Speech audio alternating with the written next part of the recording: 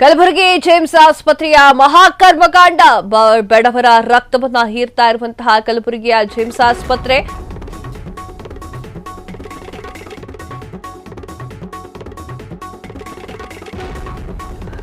ಕಲಬುರಗಿಯ ಜೇಮ್ಸ್ ಆಸ್ಪತ್ರೆಯ ಮಹಾಕರ್ಮಕಾಂಡ ಬಡವರ ರಕ್ತವನ್ನ ಹೀರ್ತಾ ಇರುವಂತಹ ಕಲಬುರಗಿಯ ಜೇಮ್ಸ್ ರಕ್ತ ತಪಾಸಣೆ ಮಾಡಿಸೋಕೆ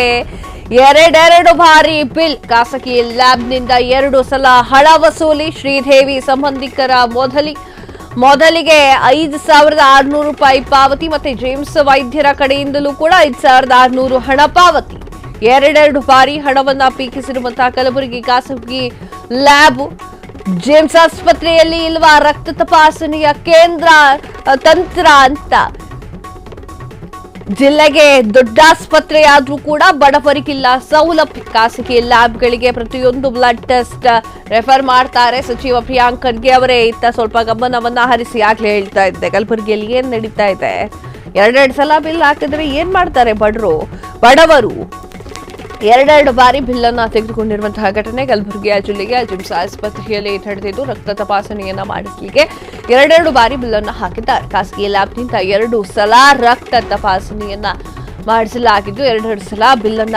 ಹಾಕಿ ವಸೂಲಿಯನ್ನ ಮಾಡಲಾಗ್ತಾ ಇರುವಂತದ್ದು ಶ್ರೀದೇವಿಯ ಸಂಬಂಧಿಕರಿಂದ ಮೊದಲಿಗೆ 5,600 ರೂಪಾಯಿ ಪಾವತಿಯನ್ನ ಮಾಡಲಾಗಿತ್ತು ಮತ್ತೆ ಜೇಮ್ಸ್ ಆಸ್ಪತ್ರೆಯ ಕಡೆಯಿಂದಲೂ ಕೂಡ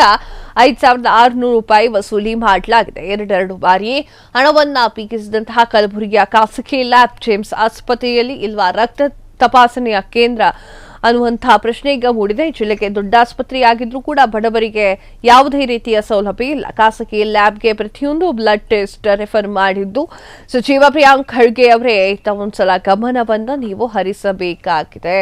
ಕ್ಷಣ ಕ್ಷಣದ ಸುದ್ದಿಗಳಿಗಾಗಿ ಫ್ರೀಡಂ ಟಿವಿ ಸಬ್ಸ್ಕ್ರೈಬ್ ಮಾಡಿ, ಲೈಕ್ ಮಾಡಿ ಹಾಗೂ ಫಾಲೋ ಮಾಡಿ. ಹೊಸ ಸುದ್ದಿಗಳ ನೋಟಿಫಿಕೇಶನ್ಗಾಗಿ ಬೆಲ್ ಐಕಾನ್ ಮೇಲೆ ಕ್ಲಿಕ್ ಮಾಡಿ.